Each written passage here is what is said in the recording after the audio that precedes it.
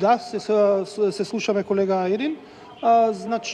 Значи, од она што јас имам информацијата, официјална последна е 4 лица помалце од 152, односно 148 лица дека се хоспитализирани, но како реално е да се очекува дека ова може да се менува.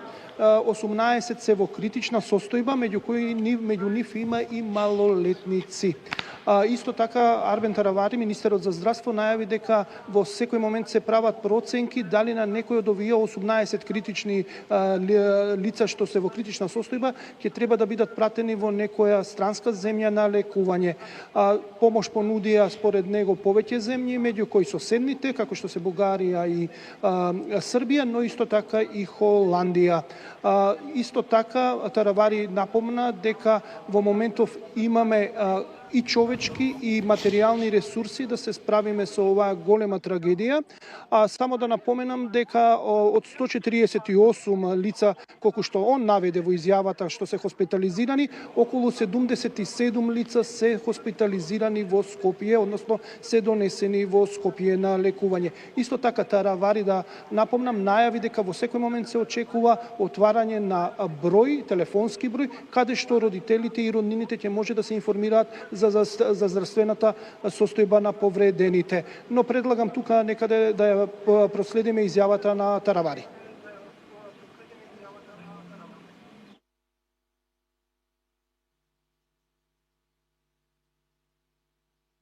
Прво би сакал да изразам сочувство за трагедијата во Кочани.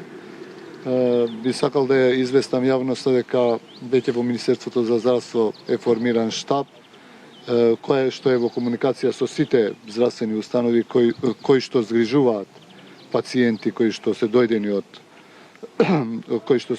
од Кочани. Јас би сакал да ги кажам бројките од преска известив, меѓутоа немавме официјални бројки, сигурни бројки. До сега се 148 пациенти згрижени низ болниците во Македонија. На хируршки клиники се 31, во детска хирургија 4, на Карил се 16, на пластична хирургија 11. Во градска хирургија се 27 пациенти, на 8 септември се 17 пациенти, во Штип се сега 39 пациенти и во Кочани се 30 пациенти исто така. Неколку пациенти се во критична состојба, тоа се околу 18 пациенти, меѓутоа сигурен сум дека здравствените работници во сите овие болници го даваат својот максимум. Ние сме мобилизирани максимално, сето тоа што треба за третман на пациентите е ставено во функција, така да со дополнителни информации сигурно ќе излеземе малце подоцна.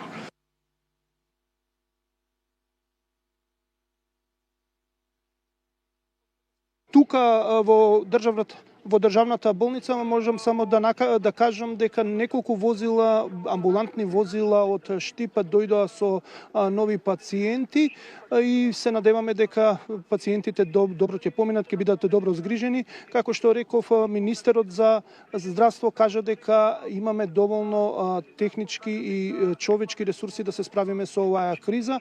Напомнав и дека наскоро ќе се објави бројот каде што ќе можат роднините на повредените да се информираат за здравствената состојба и како што можев да забележам овде од кругот на болницата Мајка Тереза на клиничкиот центар, за едно лице се уште не може да се утврди кој е, каде е, односно се бараат деталите за да може да се исконтактираат неговите родители. Но ние ќе останеме овде на терен и ќе ви информираме благовремено за се што се случува. Толку од јавувањето. Горан Теменугов од клиничкиот центар Мајка Тереза со најновите информации за состојбата на повредените и бројот на хоспитализирани во здравствените установи низ државата.